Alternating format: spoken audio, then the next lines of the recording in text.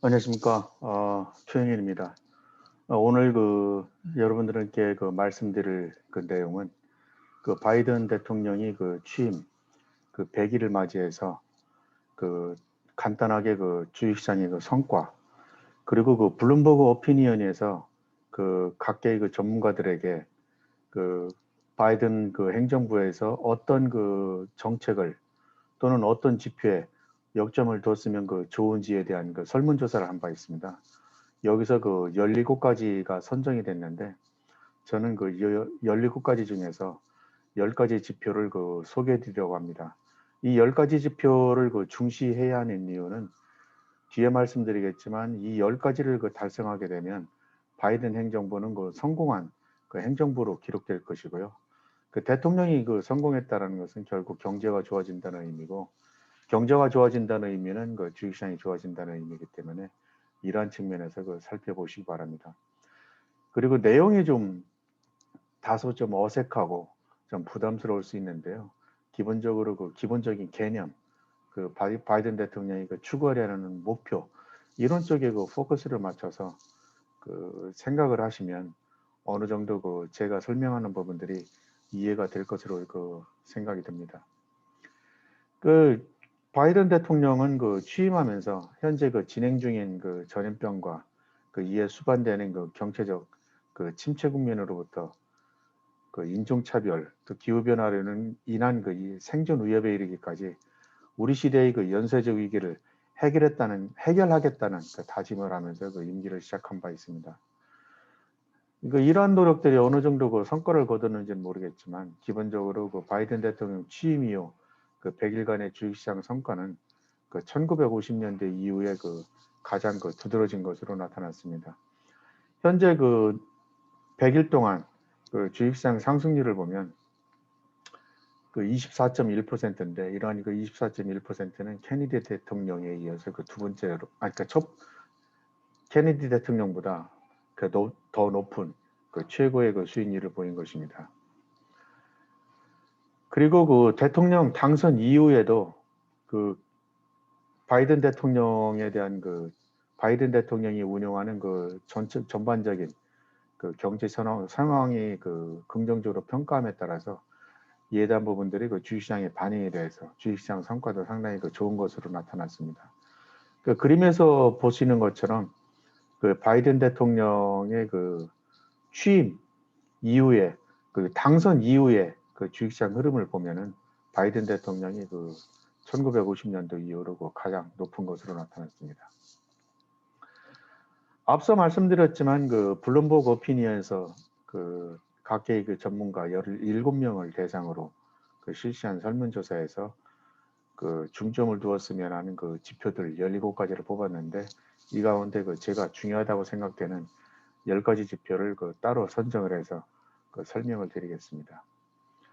첫 번째는 여러분들도 많이 공감하시겠지만, 코로나 확진자 수와 사망자 수에 주력을 해줬으면 좋겠다라는 이제 의견이 있었습니다. 물론 아시겠지만 기본적으로 속도감 있는 코로나 백신 개발이 대단한 가치가 있기 때문에, 이러한 부분들이 코로나 백신 개발이 바이러스 전염을 막아주고 장기적으로 코로나 바이러스 면역 형성에도 도움이 될 것이기 때문에, 기본적으로 코로나 관리에 관심을 가져 두기를 바란 것 같습니다. 실질적으로 코로나 확진자 수나 사망자 수가 급격히 감소를 하게 되면, 기본적으로 코로나 바이러스 위기로부터 벗어나서 경제가 일상적인 생활을 제대로 할 수 있다는 의미이기 때문에 주식시장에는 상당히 긍정적인 의미가 될 것입니다. 두 번째로는 여러분들도 익히 알고 계시겠지만 저탄소 기술에 대한 투자입니다. 바이든 대통령은 기후변화에 대한 대응 가운데 첫 번째로 제시한 것이 2030년까지 온실가스 배출량을 절반으로 줄이겠다는 약속을 한 바 있습니다. 이를 위해서 미국 인프라에 대한 전문적인 정비가 필요한데요. 현재 미국이 중국을 추월하기 위해서는 연간 1,000억 달러 이상의 지출이, 추가적인 지출이 필요하다고 합니다. 따라서 탄소 배출 목표를 최종 목표로 정하는 것이 아니라 일단 출발점으로 인식하는 것이 중요하다고 생각을 하고요. 정부의 지출뿐만 아니라 민간 자본의 적극적인 그 참여 유도가 더욱더 중요하다고 생각을 합니다. 따라서 이러한 그 저탄소 그에 대한 그 부분들이 어느 정도 그 성과를 이룬다면 환경 및 그 기후 온난화에도 상당히 크게 기여를 할 것이기 때문에 이로 인한 그 경제적 파급 효과도 클 것이라고 생각을 합니다. 그 세 번째로는 그 뭐 대부분 가장 중요한데요. 페드도 강조하는 거지만 장기 실업입니다.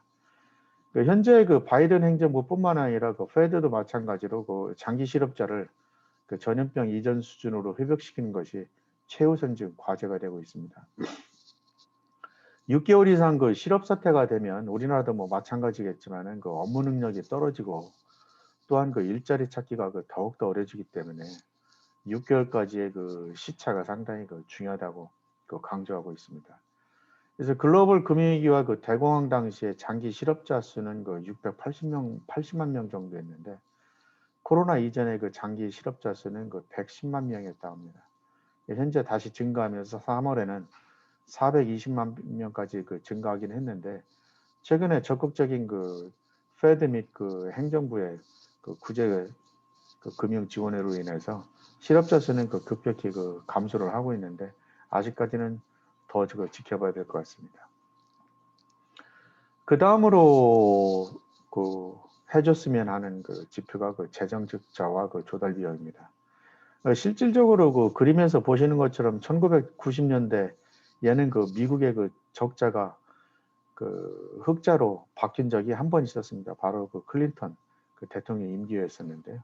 이때를 제외하고는 그 대체적으로 모두가 그 재정 적자를 기록하고 있었고 단지 오바마 대통령 그 재임 시 동안만 그 지난 그 40년 동안 그 기록했던 GDP 대비 적자 수준이 오바마 대통령 시절에는 다소 그 줄은 것으로 나타났습니다. 그런데 뭐 여러분들도 아시겠지만 그 바이든 대통령이 그 집권하면서 그 1조 9천억 달러의 그 코로나 바이러스 구제책을 그 이미 발표를 했고요. 그리고 또 이후에도 계속적으로 그 구제 그 법안들이 그 나올 것으로 보이는데 이로 인해서 그 적자폭은 더 커질 것으로 보입니다. 그렇지만 그 이에 따라서 그 바이든 대통령 취임 이후 100일 동안 미국 정부의 조달 비용은 그 0.5%를 그 약간 그 상회한 것으로 나타났는데요. 실질적으로 그 GDP가 그 바이든 행정부가 추진하고 있는 경제 정책이 어느 정도 성공을 그 거둔다면 GDP가 그 계속 증가를 하게 될 것이고 금리가 상대적으로 페드의 그 적극적인 노력으로 인해서 그 금리가 상대적으로 그 낮은 수준을 유지한다면은 아마 조달 비용도 크지 않기 때문에 전체적으로 그 적자 규모는 줄어들 수 있을 것으로 보입니다. 다음으로는 뭐 너무나 중요한 그 개인 소비 지출인데요. 실질적으로 그 코로나 바이러스가 미국인들의 소득에 그 타격을 주었지만은 광범위한 그 구제 지원 자금에 힘입어서 소비가 빠르게 회복되고 있는 것은 사실입니다. 그 대표적인 그 소비 관련 그 지표 가운데 그 실질 개인 소비 지출을 많이 보고 있는데 이 지표는 그 미국이 지금과 같은 그 위기 국면과 불확실성 하에서 그 미국민들이 그 미국민을 얼마나 잘 지원했는지를 보여주는 그 지표라고 그 볼 수 있겠습니다. 실질적으로 그 저소득층이 그 고소득층보다 더 많이 그 지출하는 경향이기 때문에 소비 관련 지표는 그 취약계층의 빈곤들을 잘 표현해 준다고 합니다. 만약에 그 바이든 정부의 그 경제 정책이 성공을 해서 전염병 이전 수준으로 회복이 된다면 일단 경제 정책은 성공했다고 판단할 수 있을 것이고요. 이로 인해서 그 주식시장은 그 긍정적인 그 영향을 받을 것으로 보입니다. 따라서 그 개인 소비 지출의 그 동향에도 그 관심을 그 가져보시기 바랍니다. 그 다음에는 최근에 그 많이 회자되고 있는 그 경제 지표 가운데 하나가 중고차 가격입니다. 최근에 나온 지표로는 그 중고차 가격이 신차 가격을 앞질렀다는 이런 그 아이러니한 그 지표들도 나오고 있는데요. 그 중고차 가격이 점차 싸지고 렌터카 예약도 그 쉬워진다면은 미국은 실질적으로 경제 발전을 하고 있다는 것으로 해석할 수 있겠습니다. 이렇게 생각하는 이유는 기본적으로 2019년 이후로 자동차 공급이 현저히 그 감소했기 때문입니다. 그 GM 파업과 전염병 관련된 그 봉쇄 조치 그리고 자동차 관련 그 반도체 부족 등이 그 자동차 생산 부족에 그 주요한 원인으로 꼽히고 있는데요. 이런 그 요인 때문에 그 신차를 구입하기가 어려워서 그 중고차 그 가격이 그 중고차에 대한 그 수요가 늘어나서 중고차 가격이 그 급증하고 있다고 합니다. 또한 그 자동차 렌트 회사들도 렌트 비용 그 가격 중고차 가격이 올라가기 때문에 그 렌트 비용이 상승하고 렌트 하기가 그 더욱더 그 어려워지고 있는 것이 사실입니다. 렌트카 부족이 그 중고가 시장에 영향을 미치고 있는 것입니다. 또한 그 휴가 시즌이 이제 앞으로 도래하게 되는데 이에 따라서 그 중고차 가격은 더욱더 그 상승할 것입니다. 근데 이런 부분들은 기본적으로 그 자동차 그 업종의 그 산업 현황보다는 기본적으로 그 중고차 가격 자체가 그 앞서 말씀드린 그 렌트비의 그 상승까지 이어지기 때문에 기본적으로 그 소비자 물가에 그 영향을 미칠 수 있다는 점에서 그 중요하다고 할 수 있겠습니다. 다음은 그 GDP 대비 그 자본 지출 비율인데요. 그 바이든 대통령이 그 약 2조 달러 규모의 그 인프라 그 투자 지출 계획을 발표했습니다. 이 계획은 그 도로, 다리를 수리하고 학교 그 에어컨 시스템을 정비하고 미국 내 그 공장 라인에 그 투자하도록 되어 있습니다. 그러니까 이러한 그 계획은 그 인프라 정비뿐만 아니라 경제활동 그 활성화와 일자리 창출에 대고 목적을 둔 것입니다. 따라서 이러한 부분들을 달성하기 위해서는 당연히 그 자금 조달에 필요한 그 세금 인상이 뒤따르게 되는데요. 그렇지만 그 세금 인상의 그 충격을 상쇄할 수 있는지를 가늠해 볼 수 있는 한 가지 방법은 미국 기업들의 그 자본 지출 흐름에 있다고 할 수 있겠습니다. 만약에 그 바이든 정부의 그 경제 정책에 성공한다면 그 기본적으로 그 미국 경제는 그 한 걸음 더 앞서갈 것으로 보이는데요. 앞서 말씀드린 그 기업 측면 입장에서 그 바이든 경제 정책의 성공 여부를 판단할 수 있는 지표 가운데 하나는 GDP 대비 자본 지출 비율이라는 점을 생각해 보시면서 동지표에도 그 관심을 가져보시기 바랍니다. 다음으로는 그 미국 연방 규제 그 완화 부분인데요. 그 퀀트 GOV라는 데에서는 그 단순히 그 페이지 수를 그 세는 것이 아니라 그 정부가 규제하는 그 규제를 반드시 규제해야 할 것과 앞으로 규제할 것으로 나누어서 그 규제 강도를 그 측정하고 있습니다. 트럼프 행정부는 약 10,000건의 그 규제 법안을 그 생성을 했는데 이 수치는 그 이전에 다른 대통령들과 비교할 때 그 매우 그 미미한 수준입니다. 현재 약 108만 9,742건 그의 그 규제를 그 새로 가하고 있는데 이를 기준으로 해서 1.5%씩 증가한다면은 아마 바이든 행정부가 그 마무리되는 4년째에는 110만 건의 규제가 될 것으로 보입니다.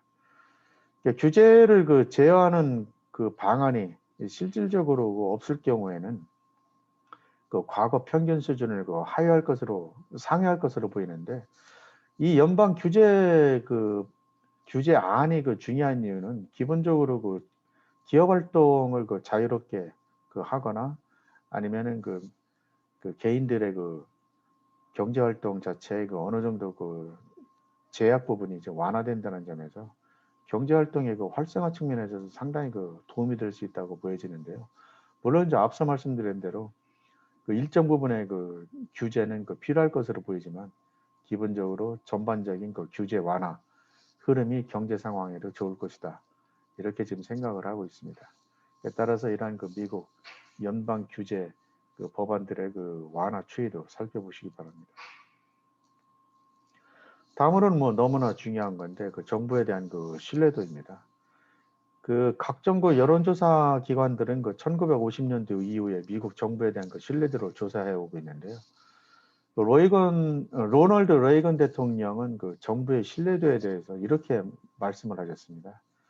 정부는 그 우리 문제의 그 해결책이 아니라 정부 자체가 문제이다. 따라서 그 정부 신뢰도를 회복하는 것이 상당히 그 매우 중요하다라고 강조를 했는데요. 그 바이든 대통령도 그 미국 국민을 보호하는 가장 중요한 기능을 수행할 수 있도록 정부에 대한 그 신뢰와 믿음을 달라고 그 국민들에게 요청한 그런 만큼 기본적으로 그 정부의 신뢰도는 매우 크다고 할 수 있겠습니다. 특히 이러한 그 위기 국면에서 정부에 보내주는 그 신뢰도 자체가 위기를 벗어나는데 그 상당히 큰 그 힘이 된다는 점에서 그 신뢰도는 매우 중요하다고 할 수 있겠습니다.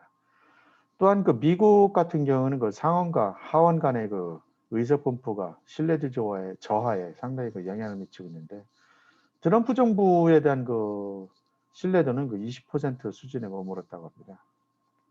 따라서 그 바이든 대통령이 그 신뢰도 회복에 성공한다면 레이건 대통령만큼 그 존경을 받을 것이고 이렇게 존경을 받으면 기본적으로 경제 정책에 성공했다라는 의미가 되고 경제 정책에 성공했다라는 것은 그 주식시장에 긍정적인 의미가 되기 때문에 이런 그 미국 정부에 대한 그 신뢰도 역시 관심 있게 지켜보시기 바랍니다.